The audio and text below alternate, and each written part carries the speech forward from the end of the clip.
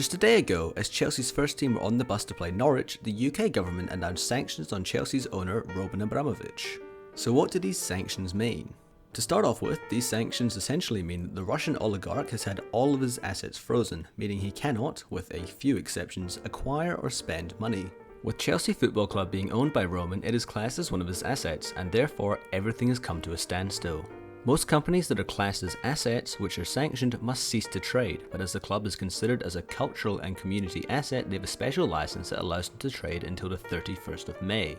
This means that they can still meet the payroll demands of their over 1,000 staff members and can still fulfill all fixtures, but this would have to be done out of their own cash reserves. Given that Chelsea's last wage bill was £33.3 million, this cash bill would have to be of a decent size to keep the club afloat for long. To go with the whole no making money thing, the club can't sell any tickets or merchandise. While 28,000 season ticket holders are still able to attend games as they've already paid, but away fans visiting the bridge or casual fans coming for just one game will not be able to get tickets. Some more minor impacts are the inability of the club shop to sell merch and the hotel at Stamford Bridge not being able to take more bookings. Now let's talk transfers. There is serious doubt as to whether Chelsea will be allowed to buy or sell players over the summer transfer window. The only current way for players to leave is as free agents. Antonio Rudiger is currently being approached by both French and Spanish clubs, with Andreas Christensen being set to leave for Barca. Both will be more than likely to be leaving as free agents in the summer. As for bringing players in, negotiations with those that were targets of Chelsea, such as Koundé, cannot currently go through. So why were Chelsea sanctioned?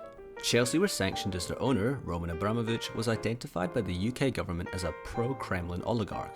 As a result of this, and the Russian also reportedly receiving preferential treatment from Putin, the government have frozen all of his assets. It should be noted that Abramovich has always denied his relationships with the Russian president. Now for what is probably the most pressing issue for the club: travel expenditure. As a result of the sanctions put on the club, they are only allowed to spend £20,000 on their travel to fixtures.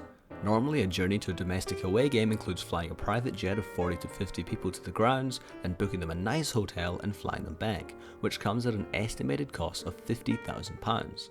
With away fixtures such as Middlesbrough, Leeds and United still left on the table, it may be time that the London club resort to what other lower level teams do and learn how to work the trains. Domestic games are one thing, but international fixtures such as the Champions League are a much bigger problem. With a trip to Lille on the 17th, it may be an option that the government changes the allowed budget for Chelsea's trips abroad for the remainder of the UCL. The final major issue comes with Roman's intentions to sell the club. At the beginning of the Russia-Ukraine conflict, Abramovich was getting a lot of flack from the public due to his Russian connections, and as a result he stated his plan to sell the club. Since selling the club obviously means that Roman would gain money, £3 billion if the sale went through as planned, it's obviously not allowed under the current sanctions. The only possible option would be obtaining yet another license that allows the club to be sold with no proceeds going into the oligarch's pocket. Chelsea also face the ordeal of a 9-point deduction if things don't go well. Will they go into administration? Will they end up in League 2? Will Pep ever grow hair? Let me know what you think will happen to the club in the comments down below.